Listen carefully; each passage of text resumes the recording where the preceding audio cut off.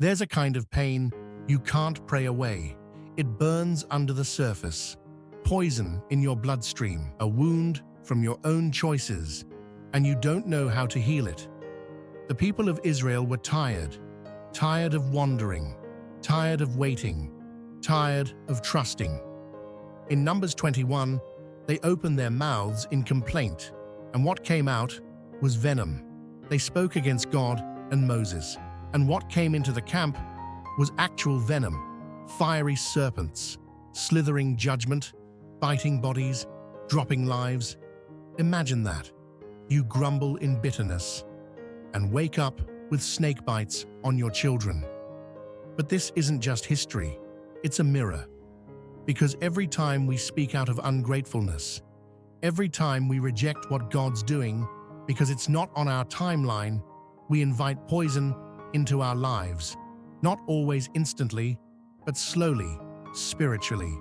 Something bites us deep and starts killing our joy from the inside out. The people cry out, "We've sinned. We spoke against the Lord and against you." And maybe that's your first step too. You're tired, you're bitter, you're broken, but at least you're honest now. And God tells Moses to do something that makes no logical sense. Make a serpent out of bronze, lift it high on a pole. Anyone who's bitten, just look up and live. Wait, what? You don't need an antidote. You don't need medicine. You don't need to kill the snakes. Nope. You just need to look. This is the moment everything turns. Not when the snakes leave, but when people stop staring at the ground in pain and lift their eyes in faith. God didn't take away the source of suffering. He provided a way through it. Why a bronze serpent? Because the healing looked like the problem. Because the very thing causing death was used as a symbol of deliverance. Sound familiar? Centuries later, Jesus said, "Just as Moses lifted up the serpent in the wilderness, so must the Son of Man be lifted up." John 3, verse 14. Jesus became like the thing that was killing us, sin. He took it, bore it, lifted it, and now he says, "Look up at me and live." Here's the hard truth. You're going to be bitten in this life by betrayal, by addiction, by your own rebellion. But the healing doesn't come from fixing yourself. It comes from faith, not faith in faith, not faith in effort, faith in the one who was lifted up for your poison.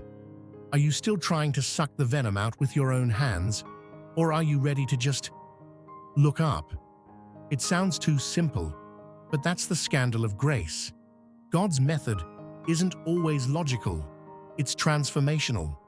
Maybe today you feel the sting. You're wounded, you're burning inside. You've been trying to manage the damage, but nothing's working. Then maybe it's time to stop striving and start looking.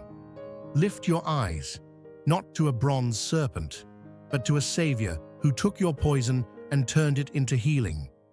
Bitten or healed?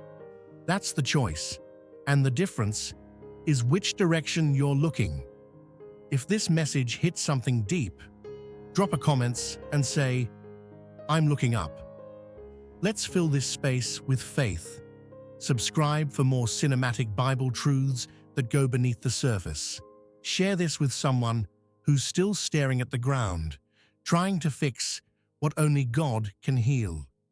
Because the cure was never in the ground, it's in the gaze.